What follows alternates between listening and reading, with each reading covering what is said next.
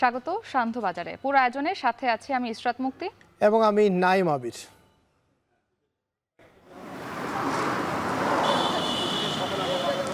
সরকারের নির্ধারিত রেট দিচ্ছে 1200 টাকা, তেমন আহামরি বেশি না, সামথিং 50-100 টাকা বেশি আর কি। কত পারছে একটা মালের দাম যদি 2000 টাকা চাই, ওইটা আপনার কয় টাকা দাম দিবেন?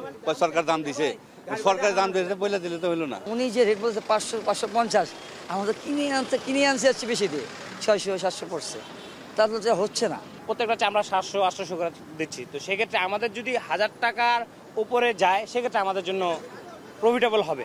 চাহিদা খুব কম, দাম বলতেছে কম, মানে অনেক কম। 750 বলে, 850 বলে। আমরা 1000 বলছি, বাট শুনতেছে না। লাস্ট 850 পর্যন্ত উঠছে, এখন দেখি কি হয়। আমরা যে দাম নির্ধারণ করে দিচ্ছি তার মধ্যেই বেচা কেনা হচ্ছে। মুক্ত, আমরা দেখছিলাম যে এবারও আড়তে যাবার আগেই ব্যক্তি পর্যায়ে সরাসরি একেবারে যারা কোরবানি দেন তাদের কাছ থেকে পশুর চামড়া কিন্তু সংগ্রহ করছেন মৌসুমী ব্যবসায়ীরা, এবং তারা সরাসরি আসলে ট্যানারের মালিকের কাছে এটি বিক্রি করছে।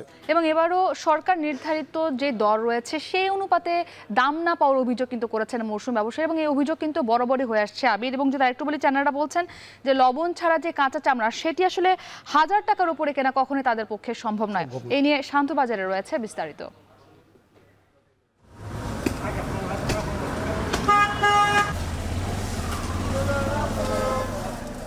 কর্মী মাঠে কর্মরত রয়েছে। আমাদের 7টি পানির গাড়ি আছে, 7টি জীবাণুনাশক গাড়ি আছে, এছাড়া 24টি ট্রাক আছে এই বর্জ্য পরিবহনের জন্য। চট্টগ্রামকে একটি দুর্গন্ধমুক্ত, একটি স্বস্তিদায়ক যে একটা নগরী আমরা উপহার দিতে পারবো বলে আমরা বিশ্বাস করি। এখন আমরা 1.5 লাখ গরু থেকে যে আশা করছি বিকেল 5টার মধ্যে ইনশাআল্লাহ কমপ্লিট করতে পারবো। 2টার থেকে আমাদের বর্জ্য পরিষ্কার শুরু করলাম। রাত্র 8টার ভিতরে সকল এলাকার অলিতে গলিতে সকল ধরনের বর্জ্য আমরা পরিষ্কার করে ফেলবেন। আবির, কোরবানির পরেই যে গুরুত্বপূর্ণ যে কাজ সেটি হচ্ছে বর্জ্য অপসারণ করা, কারণ যদি নির্ধারিত সময়ের মধ্যে আসলে বর্জ্য অপসারণ করা না হয় পরিবেশ আসলে অপরিষ্কার থেকে যায়। সেদিক থেকে কিন্তু এবারও কোরবানির পর বর্জ্য অপসারণে নেমেছে ঢাকার যে 2 সিটি কর্পোরেশনের যত কর্মী রয়েছেন, পৌরসভার পরিচ্ছন্নতা কর্মী রয়েছেন, তারা সবাই।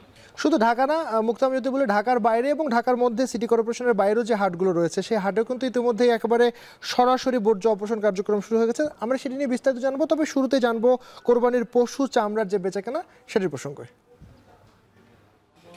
কোরবানির পর সকাল থেকে চলছে পশুর কাঁচা চামড়া সংগ্রহ কার্যক্রম। এ নিয়ে আরো জানাতে লালবাগের পোস্তায় কাঁচা চামড়ার আড়ত থেকে যুক্ত হয়েছেন সহকর্মী দেবরাজ। যাচ্ছি তার কাছে। দেব, আমাদের জানাবেন যে সরকার নির্ধারিত দামের অনুপাতে চামড়ার দাম আসলে পোস্তার আড়তদাররা দিচ্ছেন কিনা, মৌসুমী ব্যবসায়ীরা বা যারা ফরিয়া রয়েছে বিশেষ করে তাদের কোনো অভিযোগ আছে কিনা, বিস্তারিত বলবেন। করেন নাইলে বুঝি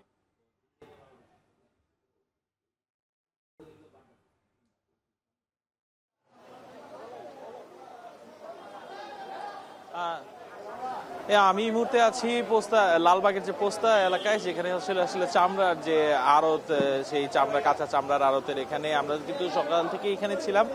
তবে বেলা গড়ার সাথে সাথে অর্থাৎ বিকেলের পর থেকে কিন্তু এই এরিয়াটা কিন্তু একদমই আসলে জমে উঠেছে বলতে গেলে। এখানে চামড়া কেনা বেচা হচ্ছে। আমি যদি একটু আমার ক্যামেরায় দেখাই, এটা হচ্ছে যে এখানে কিন্তু এখন আপনার পুরো এলাকাতেই কিন্তু ট্রাকে করে বিভিন্ন জায়গা থেকে পাইকাররা বা মৌসুম ব্যবসায়ী যারা রয়েছেন ফরিয়াদরা, তারা কিন্তু আসলে এই চামড়া নিয়ে এখানে আড়তগুলোতে আসছে।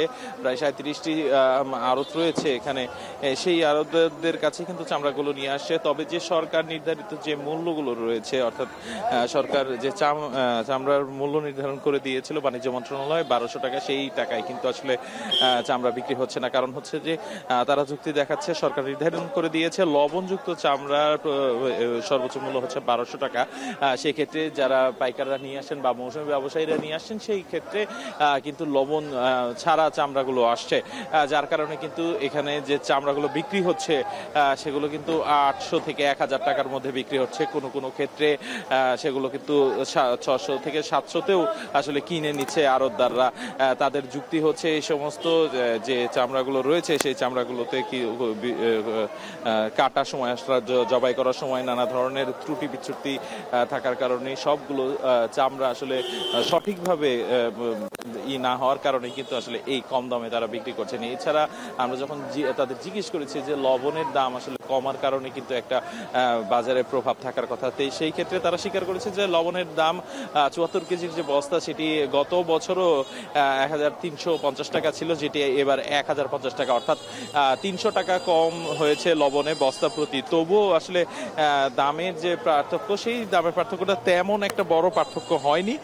তবে যা বিক্রি হচ্ছে সেটি গতবারের তুলনায় এবার মোটামুটি একটু ভালো অবস্থায় রয়েছে বলে কিন্তু আমাদের এইখানকার যারা আড়তদাররা রয়েছে তারা জানিয়েছেন। তবে তারা আরেকটি বিষয় আমাকে আমাদের জানিয়েছেন যে আসলে যে হেমায়েতপুরে যে ট্যানারি বিসিক শিল্প কারখানায় যে ট্যানারি শিল্প গড়ে উঠেছে সেটার কারণে কিন্তু যে পোস্তার যে বাজার প্রতি বছর বাজার হয়, বাজার ব্যবস্থা সেটি অনেকটা একটু কমে গেছে।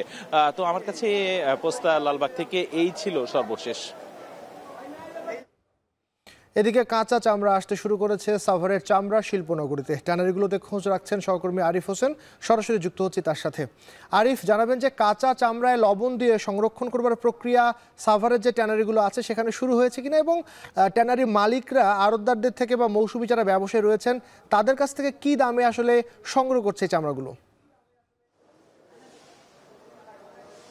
আবির, সবচেয়ে বড় যে পার্থক্যটা সেটি কিন্তু দামেরই, কারণ সরকার নির্ধারিত যে রেট ছিল ৫৫ থেকে ৬০ টাকা, সেই পার স্কোয়ার ফিট ধরে দেওয়া আছে, সেই হিসেবে ৪০ ফুটে একটি চামড়ার দাম আসে ১২০০ টাকার কিছুটা বেশি, কিন্তু সেই রেটে কিন্তু চামড়া বিক্রি হচ্ছে না। আমরা কথা বলেছিলাম, তারা একটা দাবি করছেন যে লবণযুক্ত যে চামড়া রয়েছে সেই চামড়ার রেট আসলে সরকার নির্ধারিত যে রেট হবে সেই রেটে ধরা হয়েছে। আপনি দেখতে পাচ্ছেন যে আমার পিছনে চামড়া ইতিমধ্যেই লবণ দেওয়ার কার্যক্রম শুরু হয়েছে, কারণ এখানে বিভিন্ন ধরনের মৌসুমী যে ব্যবসায়ীরা রয়েছেন যারা বিভিন্ন জায়গা থেকে চামড়ার দানে পেয়েছেন অথবা কিনে নিয়ে এসছেন, যেই চামড়ার দাম এক একটি ৭০০ থেকে ৮০০ টাকা হিসেব করে কিনে নিয়ে আসছেন, কিন্তু এখানে এসে কিন্তু তারা কিছুটা বিপাকে পড়ছেন, তার সাথে পরিবহন খরচ কিছুটা হলে যে আনলোডিং কস্ট সবকিছু মিলিয়ে তারপর কিন্তু সেই মূল্যটা পাচ্ছেন। আপনি দেখতে পাচ্ছেন এখানে কিন্তু বেশ কিছু চামড়ার প্রায় ৮০০ ৮৫০ চামড়ার কিন্তু লবণ দেওয়া হয়েছে। এরকম একের পর এক কিন্তু ট্রাক ঢুকছে। সন্ধ্যার পর থেকে আমরা লক্ষ্য করছিলাম, অবশ্য আপনি জানেন যে ৮ থেকে 10 ঘন্টার বেশি চামড়া যদি লবণযুক্ত না থাকে সেক্ষেত্রে নষ্ট হয়ে যাওয়ার একটা সম্ভাবনা থাকে। এছাড়া হলো যে গরু যখন জবাই দেয়, গরুর শরীর থেকে চামড়াটি অথবা পশুর শরীর থেকে চামড়াটি আলাদা করা হয়, তখন কিছুটা হলেও ডিসপিউট তৈরি হয়। সেই বিষয়গুলো বিবেচনা করে কিন্তু চামড়া দেন দরবার করে কেনা হচ্ছে। এছাড়া যেই চামড়ার সাইজ কিছুটা হলেও ছোট, অর্থাৎ মানে 20 ফিটের কম অথবা 40 ফিটের কম, সেই চামড়াগুলোর দামও কিন্তু কিছুটা হেরফের করছে। এছাড়া আমরা এখানে দেখেছি যে মৌসুমী অনেক শ্রমিক রয়েছে যারা চামড়ার এই যে লবণযুক্ত কাজের সাথে কিন্তু এই 2 দিন জড়িত থাকে, যার সংখ্যাও কিন্তু কোনো অংশেই 5 থেকে 10 হাজারের কম নয়। সেই মানুষগুলো কিন্তু এখানে এসছেন এবং ভিড় করছেন, কিন্তু যেই পরিমাণ কাজ হওয়ার কথা সেই পরিমাণ কিন্তু তারা কাজ পাচ্ছেন না। এখন পর্যন্ত ঢাকার আশপাশের যেই জেলাগুলো রয়েছে অথবা ঢাকার কেন্দ্রিক যেই চামড়াগুলো আজকের কোরবানি হয়েছে, যেই পশুগুলো সেইগুলো থেকে যেই চামড়াগুলো সেগুলো কিন্তু এখন পর্যন্ত আসছে। আমরা ট্যানারি অ্যাসোসিয়েশন মালিক পক্ষ তাদের সাথে কথা বলেছিলাম, তারা বলছেন যে যেই চামড়াগুলো এখানে আসছে অধিকাংশই লবণযুক্ত না, খোলা মানে কাঁচা চামড়া আসছে, সে তার সাথে লবণ যুক্ত করে তাদেরকে দিতে হচ্ছে। যদিও লবণের দাম গেল বছরের তুলনায় কিছুটা হলেও কমেছে। সবকিছু মিলিয়ে তারা যেই আশা করছেন যে এবছর 1 কোটি পিস চামড়া সংগ্রহ করা হতে পারে, সবকিছু মিলিয়ে এখানে কিন্তু 1000 কোটি টাকার একটি ব্যবসা কম বেশি রয়েছে। কারণ এখানে যেমন গরু, মহিষ, উটের চামড়া রয়েছে, তেমনি কিন্তু ছাগলের চামড়াও রয়েছে। তো সবকিছু মিলিয়ে এখন পর্যন্ত এর আশপাশে যেই বিষয়গুলো দেখছি যে চামড়ার ট্রাকগুলো ঢুকছে সকাল থেকে, অর্থাৎ সকাল থেকে যেই পশুগুলো কোরবানি হচ্ছে তারই চামড়া এখন পর্যন্ত ঢুকছে। তবে এই চামড়া ঢোকাটি চলবে রাত্র পর্যন্ত, গভীর রাত পর্যন্ত। আমরা এখানকার যেই অ্যাসোসিয়েশন আছে, মালিক পক্ষ আছে, তাদের সাথেও কথা বলেছিলাম। তারা বলছেন যদি ভালো চামড়া নিয়ে আসে সেক্ষেত্রে যোগ্য দাম দিতে পারবেন, এবং লবণ যদি মিক্স করা থাকে চামড়ার সাথে সঠিকভাবে তাহলে তারা সরকার নির্ধারিত মূল্য কেবল দিতে পারবেন। অন্যদিকে মৌসুমী যারা ব্যবসায়ী রয়েছে তারা অভিযোগ করছে চামড়ার সঠিক দাম পাচ্ছেন না। আবির, মুক্তি, আমরা আসলে আমাদের দুজন সহকর্মীর মাধ্যমে জানছিলাম যে জানেন যে চামড়া সংরক্ষণ এবং প্রক্রিয়াকরণ এই পুরোটা একটা বড় কর্মযজ্ঞ, এবং সেটি ইতিমধ্যে শুরু হয়ে গেছে। এবং মৌসুমী ব্যবসায়ীদের অভিযোগ বরাবরই যেটি থাকে যে সরকার নির্ধারিত দামে চামড়াগুলো নেওয়া হচ্ছে না, তবে সেই দাবি অস্বীকার করছে আড়তদার এবং ট্যানারি মালিকরা। আমি আমরা তো আমাদের সহকর্মীদের কাছ থেকে রাজধানীর চিত্রটা দেখছিলাম, রাজধানীর বাইরেও কিন্তু এখন একই রকমভাবে যে কোরবানির শেষে পশুর কাঁচা চামড়া যে বেচা কেনা সে কার্যক্রমটা চলছে, এই বিষয়টা আমরা একটু জানতে চাই। আমাদের সহকর্মীরা যুক্ত হয়েছে চট্টগ্রামের আতুরার ডিপো থেকে সহকর্মী শোয়েব রহমান, ময়মনসিংহ নগরীর চামড়ার গুদামে আছেন সহকর্মী হারুনুর রশিদ, এছাড়াও বগুড়া শহরের চামড়া পট্টিতে আছেন হেদায়েতুল ইসলাম বাবু। তবে শুরুতে আমরা একটু চট্টগ্রামের খবরাখবর জানবো। শোয়েব, সেখানে চামড়া বেচা কেনার বর্তমান অবস্থা কি দেখছেন?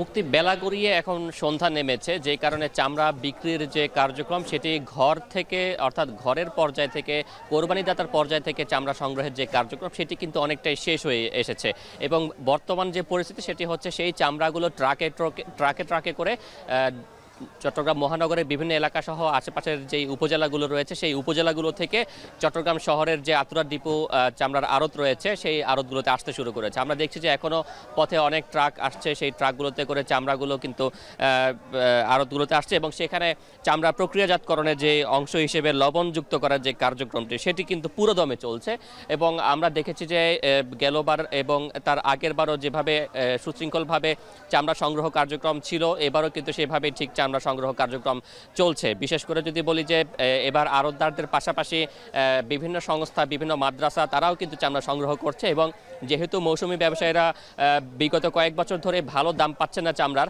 যে কারণে তারা কিন্তু অনেকেই আর এই ব্যবসায় নেই এবং চামড়ার ভালো দাম না পাওয়ার কারণে কোরবানিদাতা যারা রয়েছেন তারাও কিন্তু সেই চামড়াগুলো আর বিক্রি না করে স্থানীয় যে মাদ্রাসা বা বিভিন্ন যে সেবাদাতা সংস্থাগুলো রয়েছে তাদের কাছে কিন্তু দান করে দিচ্ছেন এবং আমরা দেখতে পাচ্ছি যে সেই সংখ্যাটা কিন্তু খুব একটা কম নয়, কারণ চট্টগ্রামে একটি গাউসিয়া কমিটি রয়েছে, তারা কিন্তু এবছর 1 লক্ষ পিস চামড়া সংগ্রহের লক্ষ্যমাত্রা নির্ধারণ করা হয়েছে এবং সামগ্রিকভাবে চট্টগ্রামে এবার 3.5 লক্ষ পিস চামড়া সংগ্রহের লক্ষ্যমাত্রা নির্ধারণ করেছে আড়তদার সমিতি এবং তারা যেটি বলছেন যে কাঁচা চামড়া মৌসুমি ব্যবসায়ীদের কাছ থেকে তারা 300 থেকে সর্বোচ্চ 700 টাকা পর্যন্ত দরে কিনছেন এবং 300 টাকা যে চামড়াটি কিনছেন সেগুলো ছোট চামড়া, 700 টাকা যে চামড়াগুলো কিনছেন সেগুলো বড় গরুর চামড়া এবং তারা বলছেন যে একটি চামড়া 300 টাকায় সংগ্রহ করলেও সেখানে তাদের চামড়াতে লবণ, শ্রমিক খরচ, পরিবহন ভাড়া বাবদ সবকিছু মিলিয়ে তাদের আসলে খরচ পড়ে যায় 700 থেকে 800 টাকা পর্যন্ত এবং সরকার নির্ধারিত মূল্যের যে বিষয়টি মৌসুমি ব্যবসায়ীরা বলছেন যে তারা দাম পাচ্ছেন না সরকার নির্ধারিত, এটি আসলে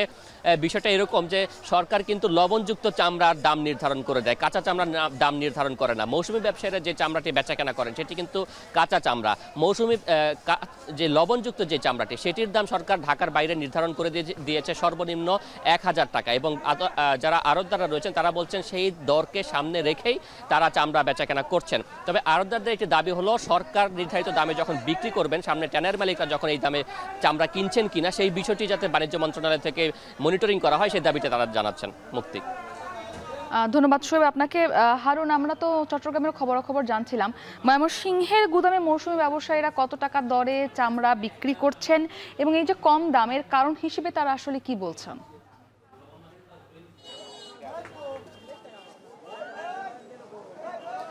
ময়মনসিংহের চামড়া গুদাম এলাকাতে আমরা আছি। এই এলাকাতে কিন্তু বিভিন্ন এলাকা থেকে, ময়মনসিংহ নগরীর বিভিন্ন এলাকা থেকে যারা মৌসুমি চামড়া ব্যবসায়ী আছেন, যারা ঈদের মৌসুমে শুধু চামড়া কিনে থাকেন, তারা কিন্তু চামড়া কিনে এখানে পিকআপ, ট্রাক, অটোরিকশা, রিকশায় করে, ভ্যানে করে কিন্তু এখানে নিয়ে আসছেন এবং এখানে যারা আড়তদার আছেন তারা কিন্তু সেই চামড়াগুলো কিনছেন। এবং আমরা যদি এখানে একটু দামের কথা বলি, সেটি হচ্ছে যে যারা মৌসুমি ব্যবসায়ী আছেন তারা যে বিষয়টি বলছেন যে তারা যে দামে চামড়া কিনেছেন এখানে বিক্রি করার জন্য তারা আসলে সেই দামটি পাচ্ছেন না, যার কারণে তারা অনেক সময় লোকসানের মধ্যে পড়ছেন। এবং এইখানে যারা আড়তদার রয়েছেন তারা যে বিষয়টি বলছেন যে সমস্ত মৌসুমি ব্যবসায়ী বাজারের দর না জেনে, সরকার নির্ধারিত যে রেট আছে সেগুলো না জেনে যারা চামড়া কিনেছেন তারা লোকসানের মধ্যে পড়েছেন এবং যারা মোটামুটি জেনে বুঝে চামড়া কিনছেন তারা কিন্তু লোকসানে পড়ছেন না। এখানে যারা মৌসুমি ব্যবসায়ী আছে, যারা এখানে চামড়া বিক্রি করতে নিয়ে আসছেন তাদের সাথে আমি কথা বলেছি, তারা যে বিষয়টি বলছেন যে তারা গরুর আকার, আকৃতি এবং চামড়ার আকার বিবেচনায় নিয়ে কিন্তু তারা বিভিন্ন দামে কিনেছেন। সেটি 400 থেকে শুরু করে 500, 550, 600 টাকা পর্যন্ত বা কোনো কোনো ক্ষেত্রে 700 টাকা পর্যন্ত কিন্তু চামড়া মৌসুমি ব্যবসায়ীরা কিনেছেন। তো এইখানের যে বাজার, এইখানের যারা আড়তদাররা বলছেন যে এখানে যে চামড়াগুলো আসছে তারা সর্বোচ্চ যে বড় চামড়াগুলো আছে সেগুলো তারা 800 টাকা প্রতি পিস করে কিনছেন এবং আকার ভেদে এটি 750, 700 এবং সর্বনিম্ন 500 টাকা পর্যন্ত এখানে চামড়া কেনা হচ্ছে বলে এখানে যারা আড়তদার আছেন তারা জানিয়েছেন। তো এই ময়মনসিংহের চামড়া গুদাম ছাড়াও কিন্তু ময়মনসিংহ নগরীর শম্ভুগঞ্জ এলাকাতেও আরেকটি চামড়ার আড়ত রয়েছে, সেখানেও যারা আড়তদার আছেন তারা চামড়া কিনেছেন। আমরা তাদের সাথেও কথা বলেছি, তারা যেটি বলছেন যে সেখানেও 750 থেকে 800 টাকা পর্যন্ত প্রতি পিস চামড়া কেনা হচ্ছে, বড় আকারের যেগুলো, এবং ছোট এবং মাঝারি আকারেরগুলো 500 থেকে 600 টাকা প্রতি পিস কিন্তু কেনা হচ্ছে। এবং এখন আমরা যে চামড়া গুদাম এলাকায় যে এলাকাটিতে আছে এখানে কিন্তু চামড়া কেনাও যেমন হচ্ছে, পাশাপাশি চামড়া প্রক্রিয়াজাতকরণের কাজও কিন্তু এখানে চলছে। আমরা দেখছি প্রচুর মানুষজন কিন্তু এখানে আসছেন যারা এখানে এই চামড়া প্রক্রিয়াজাত করার কাজ করছেন, অর্থাৎ চামড়ার মধ্যে লেগে থাকা যে মাংস সেগুলো তারা কিন্তু ছাড়ানোর কাজ করছেন, এবং এটি ছাড়ানো শেষ হলেই কিছুক্ষণ পরেই কিন্তু এই লবণজাত করা হবে, আবার লবণ দিয়ে চামড়াগুলোকে সংরক্ষণ করা হবে, এবং পরবর্তীতে যখন ট্যানারি মালিকরা কিনতে আসবেন তখন কিন্তু তাদের কাছে তারা এগুলো বিক্রি করবেন।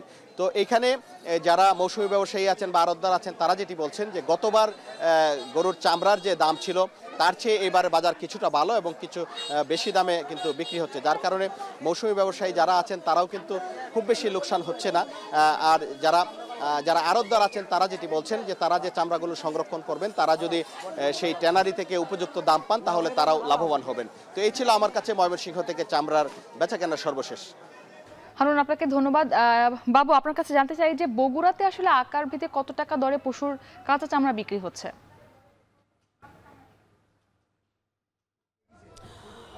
আপনাকে ধন্যবাদ। আপনি নিশ্চয়ই জানেন যে আজ পবিত্র ঈদুল আজহায় সকাল থেকেই সারা দেশের মতো বগুড়াতেও বিভিন্ন এলাকায়, গ্রামে শহরে বিভিন্ন এলাকায় অসংখ্য পশু কোরবানি দেওয়া হয়েছে। এখন পশু কোরবানির সকল প্রক্রিয়া শেষ করে বিভিন্ন যানবাহনে করে যে কোরবানির চামড়াগুলো আছে সেই চামড়াগুলোর গন্তব্য বগুড়া শহরের এই চামড়াপট্টিতে। আপনি নিশ্চয়ই দেখতে পাচ্ছেন যে ছোট বড় বিভিন্ন যানবাহন ভরে চামড়া নিয়ে মৌসুমী ব্যবসায়ীরা এই চামড়াপট্টিতে আসছেন এবং এখানে দরদাম করে তারা আসলে চামড়া বেচাকেনা করছেন।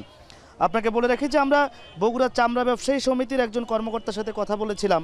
তিনি যেটি বলেছেন যে আজ শুধু বকরির চামড়া বাদে শুধুমাত্র গরুর চামড়া কেনাবেচা হবে অন্তত 60 থেকে 70 হাজার পিস।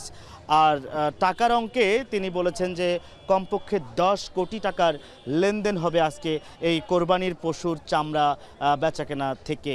আর দামের কথা যেটি আপনি বলছিলেন যে যদিও আমরা বলছি যে সরকারের পক্ষ থেকে 1000 টাকা সর্বনিম্ন গরুর চামড়ার দাম নির্ধারণ করা হয়েছে, এখানে যে ফাঁক ফোকরের যে জায়গাটি সেটি হচ্ছে যে গাভীর চামড়ার জন্য আলাদা করে কোনো দাম নির্ধারণ করা হয়নি, ষাঁড়ের চামড়ার জন্য আলাদা করে কোনো দাম নির্ধারণ করা হয়নি। তো এই সুযোগে যেটি হচ্ছে যে গাভীর চামড়ার ক্ষেত্রে আমরা যেটা দেখছি যে গাভীর চামড়ার দাম কিন্তু একেবারেই পড়ে গেছে বলতে গেলে। আপনার 150, 200, 300, 350, 400 টাকার উপরে কিন্তু গাভীর চামড়া নিচ্ছেন না এখানে যারা পেশাদার চামড়া ব্যবসায়ী আছে তারা।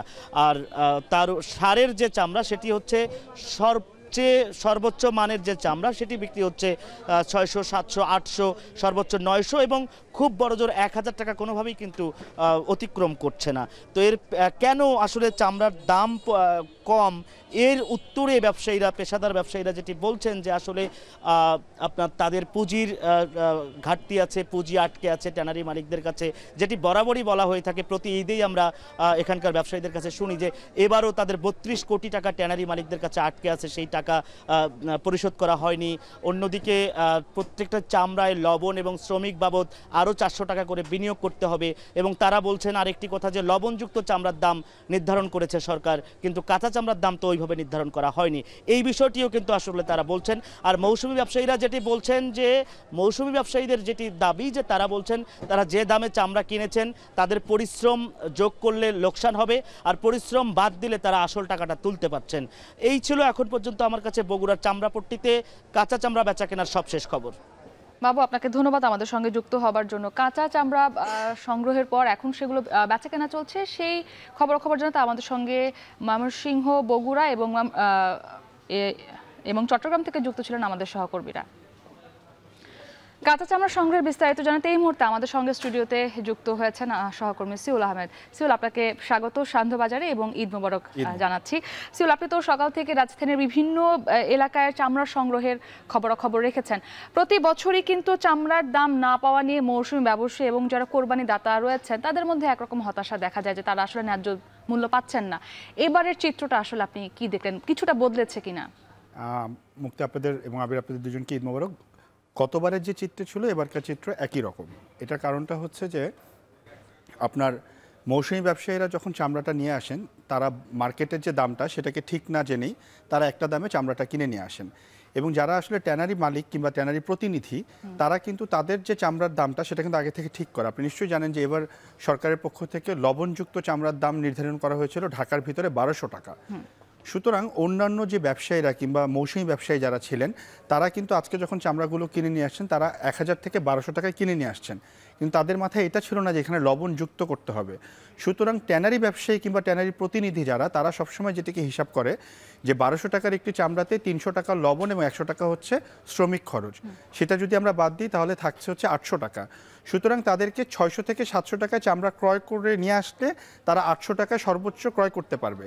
এই জিনিসটা কিন্তু আজকে সারাদিনে ঘটেছে, যখন রাজধানীর বিভিন্ন জায়গা থেকে এই চামড়াগুলোকে সংরক্ষণ করে সায়েন্স ল্যাবরেটরি, মিরপুর, পোস্তগোলা, হাজারীবাগ এবং অন্যান্য সাভারের অন্যান্য যে জায়গাগুলোতে নিয়ে আসা হলো, তখন আমরা যেটা দেখতে রাখলাম সেটা হচ্ছে যে চামড়াগুলো তারা বিক্রি করতে চাচ্ছে 1000 থেকে 1100 টাকায়, কিন্তু তারা চামড়াগুলো কিনে এনেছে হচ্ছে 900 থেকে 1000 টাকায়।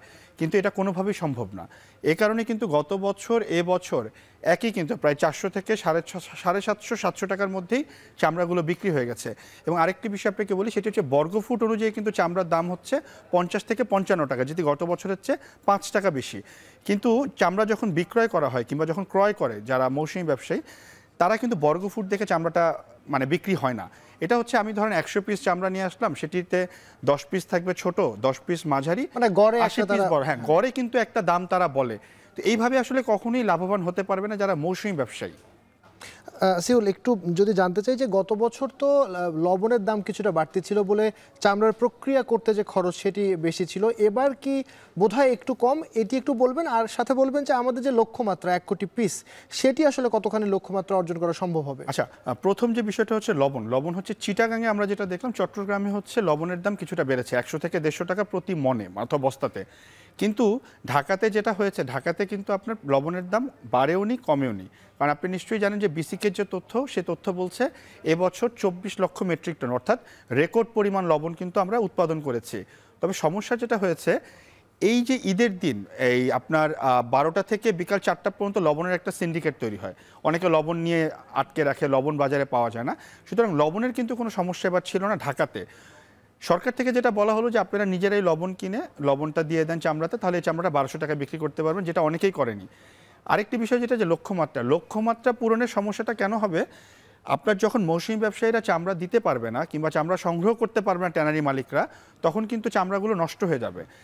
যতক্ষণ ঘন্টা পার হতে থাকবে চামড়াটা নষ্ট হতে থাকবে অথবা ছোট হতে থাকবে। এর জন্য সবসময় ব্যবসায়ীরা বলেন যে চামড়াটা কেনার সাথে সাথে লবণ দিয়ে সেটাকে টেনে ধরে রাখতে হয়, তাহলে চামড়াটার বর্গফুটও বেড়ে যায়। সুতরাং সব কিছু মিলে গত বছর আসলে চামড়ার যে লক্ষ্যমাত্রা ছিল 1 কোটি 10 লাখ পিস, সেটা পূরণ হয়নি, 90 লাখের মতো ছিল। এবছরে কিন্তু 10% বাড়িয়ে 1 কোটি পিসের একটা লক্ষ্যমাত্রা দিয়েছে। তবে বলা হচ্ছে যে সর্বোচ্চ হয়তো 80 থেকে 90 লাখ পিস চামড়া তারা সংগ্রহ করতে পারবেন কিংবা সংরক্ষণ করতে পারবে। অর্থাৎ এবারও লক্ষ্যমাত্রা আসলে পূরণ হবে না এমনটাই ধারণা করা হচ্ছে। সিউল, আপনাকে অসংখ্য ধন্যবাদ আমাদের সঙ্গে যুক্ত হওয়ার জন্য। আবির, আমরা রাজধানী সহ রাজধানীর বাইরের যে সার্বিক কাঁচা চামড়া সংগ্রহ, বেচা কেনা এবং দরদাম কেমন চলছে আমরা দেখছিলাম, আমাদের সহকর্মীরা যুক্ত ছিলেন যে সেখানে আসলে চামড়াগুলো বেচা কেনা চলছে, এরপরে সেগুলো প্রক্রিয়াজাত করার জন্য হয়তো বিভিন্ন ট্যানারি মালিক বা আড়তদারের কাছে নিয়ে যাওয়া হবে।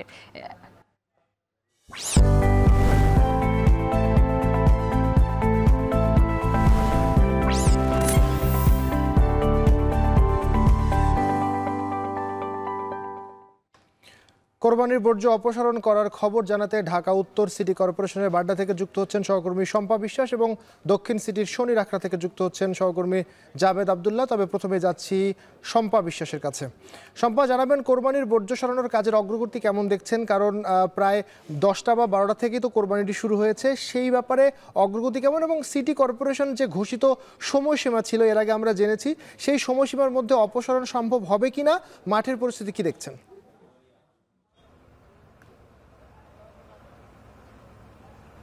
ঢাকা উত্তর সিটি কর্পোরেশন বেলা 2টার সময় কোরবানির বর্জ্য অপসারণ কার্যক্রম শুরু করে এবং তারা সময় বেঁধে দিয়েছে 8 ঘন্টা। ফলে রাত 8টার মধ্যে এই বর্জ্য অপসারণ কাজ শেষ হবে এমনটাই বলা হয়ে থাকে। আমরা এই মুহূর্তে আছি রাজধানীর বাড্ডা এলাকায় এবং এখানে সিটি কর্পোরেশনের একটি এসটিএস আছে, অর্থাৎ যেখানে বর্জ্যগুলো এনে ফেলা হয়। সেই এসটিএসে আমরা দেখেছি যে এখানে যেসব কর্মী আছে, পরিচ্ছন্নতা কর্মী, তারা নিরলসভাবে কাজ করছে এবং সেই সাথে আমি যদি একটু দেখাই, এখানে দেখা যাচ্ছে বড় বড় এক্সক্যাভেটর দিয়ে সেই বর্জ্যগুলো ভাগাড়ের মধ্যে নিয়ে যাওয়া হচ্ছে এবং যেসব জনবল রয়েছে অর্থাৎ পরিচ্ছন্ন কর্মী যারা রয়েছেন তারা নিরলসভাবে এই কাজ দুপুর থেকেই করে যাচ্ছেন।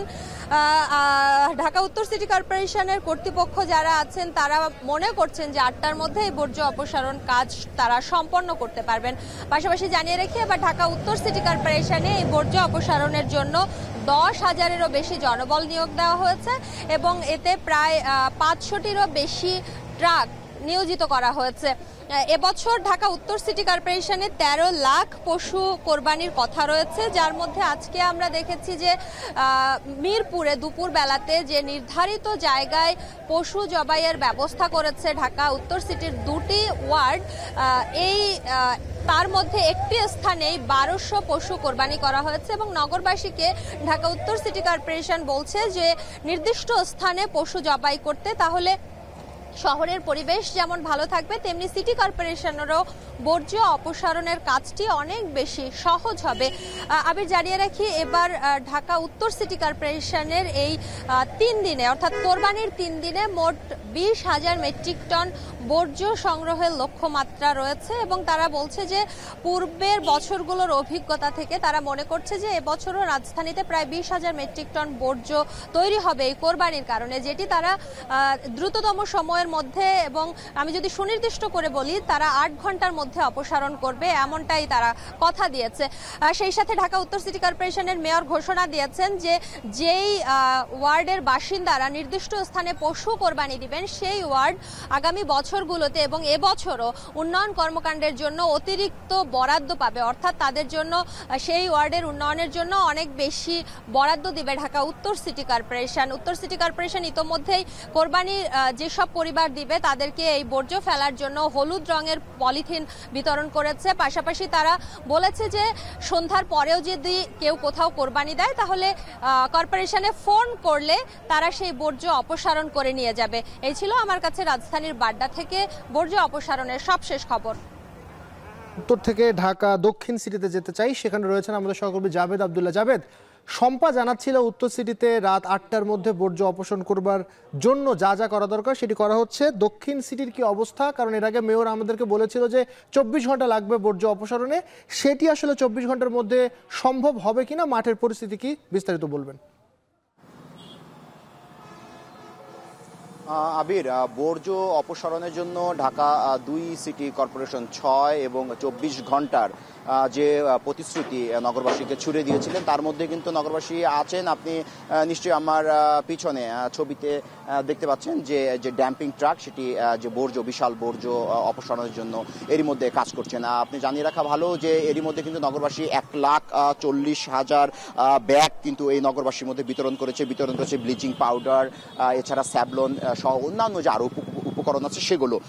এর আগের বছর বিদায় বছর কিন্তু প্রায় 20,000 টন কঠিন বর্জ্য এই ঢাকা দক্ষিণ সিটি কর্পোরেশন অপসারণ করেছিল 3,931টি ড্রপের মাধ্যমে প্রায় 3 দিন, কিন্তু সেটি এবার কমিয়ে আনা হয়েছে। এবার ঢাকা দক্ষিণ সিটি কর্পোরেশন নগরবাসীকে প্রতিশ্রুতি দিয়েছে যে 24 ঘন্টার মধ্যেই এই যে বিশাল সংখ্যায় যে বর্জ্য, সেই বর্জ্য কিন্তু অপসারণ করা হবে। যদি এভাবে বলা যায়, সেটা হলো প্রতিটি ওয়ার্ডে 60 জন করে পরিচ্ছন্ন কর্মী কিন্তু নিরলসভাবে কাজ করে যাচ্ছেন। প্রায় 560টি যান এবং যন্ত্র রয়েছে কিন্তু, এবং এই যে বিশাল সংখ্যা যে পরিচ্ছন্ন কর্মী, আবির 9400-রও অধিক কর্মী কিন্তু একযোগে নিরবিচ্ছিন্নভাবে সেই সকাল থেকেই এই বিশাল যে বর্জ্য, সেই বর্জ্য অপসারণে কিন্তু কাজ করে যাচ্ছেন। তো আমরা যে এখানে এসেছি শনি রাখা, এখানে আসার পর আমরা যে বিষয়টি দেখেছি যে পরিচ্ছন্ন কর্মীদের মধ্যে কিন্তু ব্যাপক তৎপরতা রয়েছে। তো আমরা দেখেছি যে এই যে হাটের যে বর্জ্য, পরিচ্ছন্ন কর্মীর সঙ্গে কথা বললাম, পরিচ্ছন্ন কর্মীরা বললো যে তারা যে নির্দিষ্ট সময়, সেই নির্দিষ্ট সময়ের মধ্যেই তারা এই বর্জ্য অপসারণ করতে পারবে। অর্থাৎ প্রতিশ্রুতির মালা বা ফুল বা চ্যালেঞ্জের সাজানো ডালা যাই হোক, সেটি এক কথায় বা মুদ্রা কথায় এভাবে বলা যায় যে সঠিক সময়ে ডিএনসিসি কর্মকর্তারা এই যে কঠিন বর্জ্য রয়েছে সেটি সঠিক সময়ে তারা অপসারণ করতে পারবে বলে আমাদেরকে তারা জানিয়েছিল। আবির, এই ছিল আমার কাছে।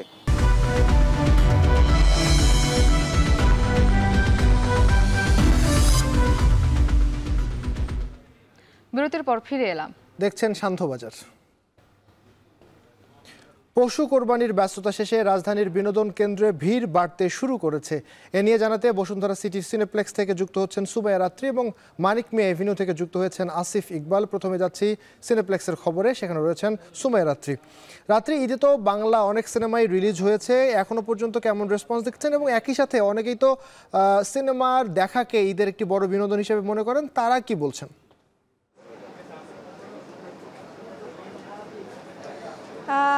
ধন্যবাদ আবির।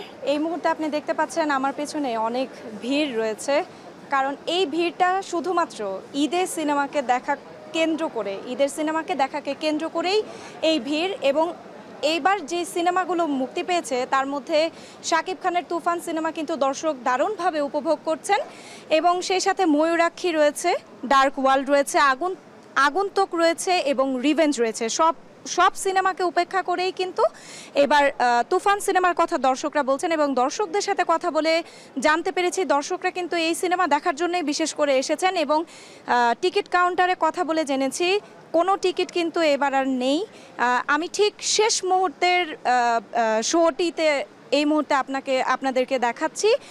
শেষ মুহূর্তের যে শো চলছে, সারাদিনে 5টি শো চলেছে এ পর্যন্ত, এবং শেষ মুহূর্তের এই শো এর মধ্যে কোনো টিকিট তো নেই। আগামী অগ্রিম 3 দিনের জন্য টিকিট বুকিং করে রেখেছেন দর্শনার্থীরা।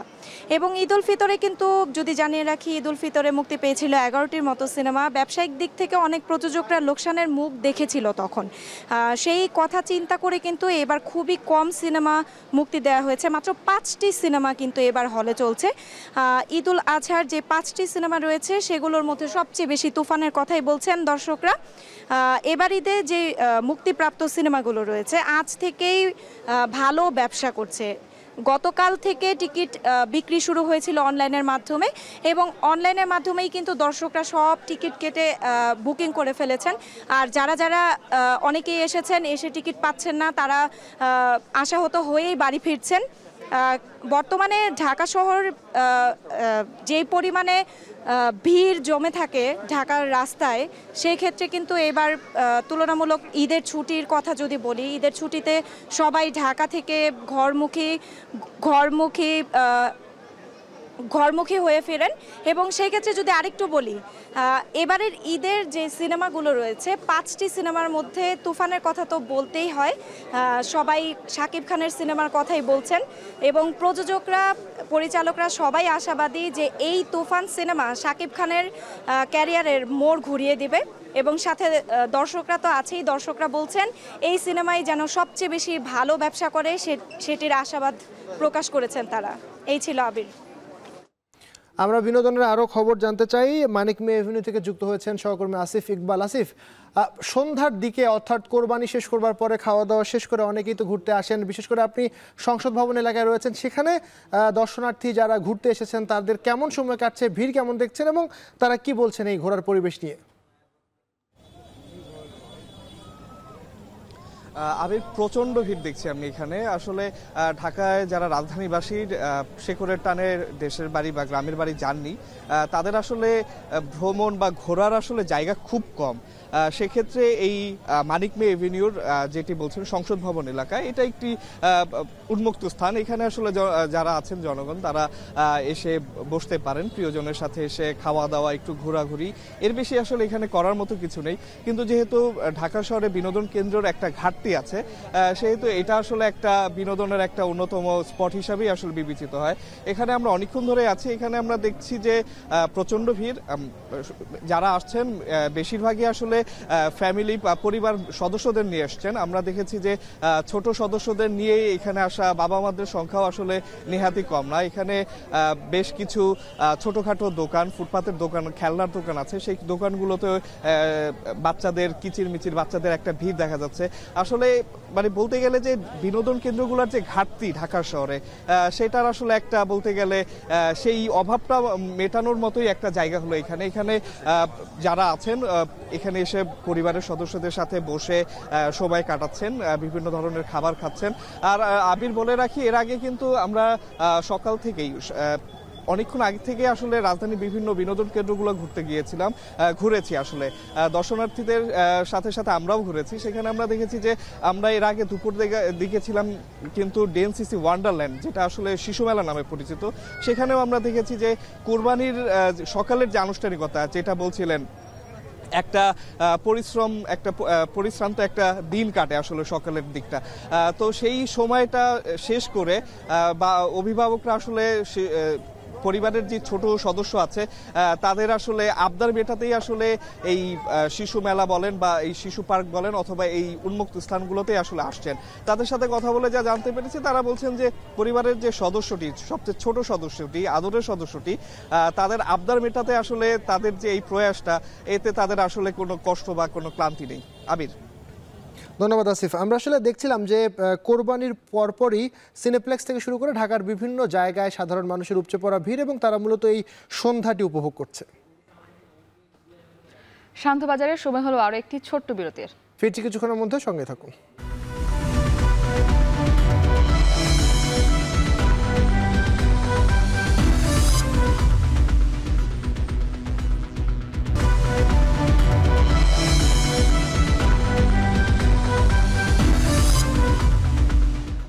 ফিরে এলাম বিরতির পর। দেখছেন শান্তবাজার। এবারে দেশের বাইরের খবর। ভারতের পশ্চিমবঙ্গে কাঞ্চনজঙ্ঘা এক্সপ্রেস ট্রেন দুর্ঘটনায় নিহতের সংখ্যা বেড়ে দাঁড়িয়েছে কমপক্ষে ১৫ জনে, আহত অর্ধশতাধিক।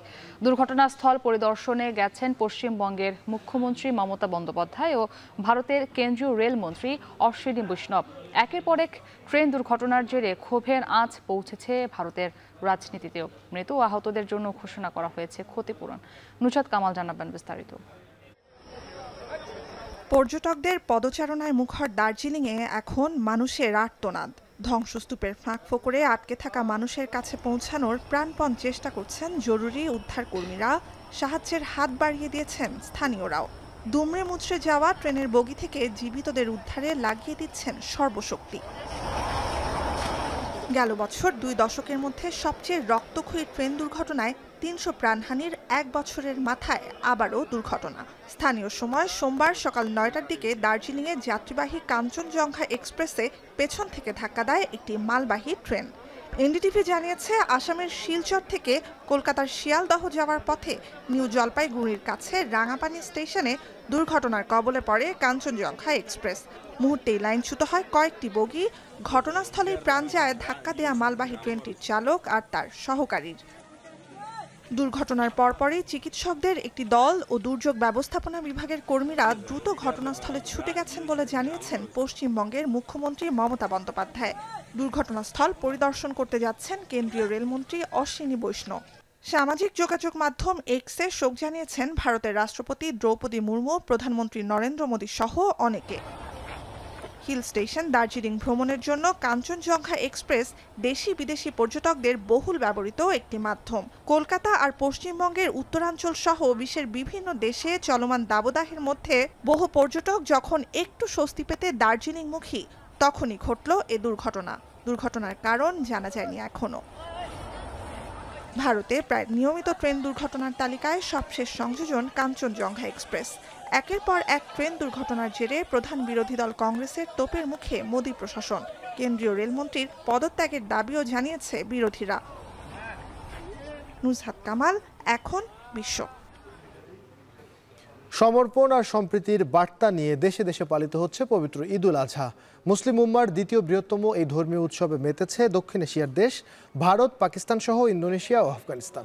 একই দিনে ঈদ উদযাপন করেছে মরক্কো ও দক্ষিণ আফ্রিকার কয়েকটি দেশের মুসলিম সম্প্রদায়। বিশ্বের নানা দেশে ঈদ আয়োজন নিয়ে বিস্তারিত জানাচ্ছেন সতীর্থ কর্মকার। ত্যাগের মহিমা নিয়ে এসেছে পবিত্র ঈদুল আজহা। আরবি শব্দ কুরবান থেকে কোরবানি শব্দের উৎপত্তি। আল্লাহর সন্তুষ্টির জন্য প্রয়োজনে নিজের প্রিয় বস্তুকে কোরবানি দেওয়ার মধ্যে নিহিত ঈদের মাধুর্য। ঈদের নামাজ আদায়ের পর পশু কোরবানির মধ্য দিয়ে দক্ষিণ এশিয়ার দেশগুলোতে শুরু হয়েছে ঈদ উদযাপন। প্রতিবেশী রাষ্ট্র ভারতে পালিত হচ্ছে মুসলমানদের অন্যতম প্রধান ধর্মীয় এই উৎসব। এরই মধ্যে ঈদের আমেজ ছড়িয়ে পড়েছে পশ্চিমবঙ্গ, উত্তরপ্রদেশ ও বিহারে। দিল্লির জামে মসজিদ ও মুম্বাইয়ের মখদুম আলী মাহিমি মসজিদে অনুষ্ঠিত হয়েছে ঈদের প্রধান জামাত। ঈদ উপলক্ষে শুভেচ্ছা জানিয়েছেন প্রধানমন্ত্রী নরেন্দ্র মোদী। পাকিস্তানে চলছে ঈদ উদযাপন। প্রাদেশিক রাজধানী ছাড়াও স্থানীয় সময় সকাল 8টায় করাচির পোলো গ্রাউন্ডে অনুষ্ঠিত হয় ঈদের সর্ববৃহৎ জামাত। ঈদ উপলক্ষে 17 থেকে 19 জুন পর্যন্ত ঘোষণা করা হয়েছে সরকারি ছুটি। आज ईद उल अज़हा का दिन है और अभी हमने नमाज ईद अदा की है और अभी जो है सुन्नत इब्राहिमी पर अमल करते हुए अल्लाह की राह में कुर्बानियाँ पेश करें। असल कुर्बानी जब भी कहलाएगी जब हम इस कुर्बानी का गोश्त जो है वो सही मुस्तकीन और गरीब लोगों में पहुँचा सकें और उन्हें तकसीम कर सकें। দেশবাসীকে ঈদের শুভেচ্ছা জানিয়েছেন পাকিস্তানের প্রধানমন্ত্রী শাহবাজ শরীফ। বিশ্বজুড়ে চলমান আগ্রাসন ও যুদ্ধে শহীদ হওয়া মুসলিমদের শ্রদ্ধার সাথে স্মরণ করার পাশাপাশি কাশ্মীর ও ফিলিস্তিনে অবস্থানরত মুসলমানদের নিয়েও উদ্বেগ জানান শাহবাজ শরীফ। ধর্মীয় ভাবগাম্ভীর্য আর ত্যাগের মহিমায় ঈদুল আজহা উদযাপিত হচ্ছে মালয়েশিয়ায়। কুয়ালালামপুর সহ প্রধান শহরগুলোতে অনুষ্ঠিত হয়েছে ঈদের জামাত। বিশ্বের বিভিন্ন দেশের মুসল্লিদের সঙ্গে ঈদের নামাজে এক কাতারে শামিল হন প্রবাসী বাংলাদেশিরাও। রাজধানী কুয়ালালামপুরের মসজিদগুলোতে সমাগম ঘটে কয়েক হাজার বাংলাদেশির।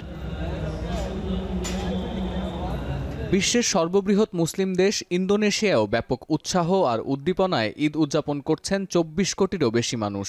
যুদ্ধ কবলিত গাজার অসহায় মানুষের জন্য শান্তি কামনা করে জাকার্তা সহ প্রধান শহরগুলোর ঈদের জামাতে অংশ নেন ধর্মপ্রাণ মুসল্লিরা।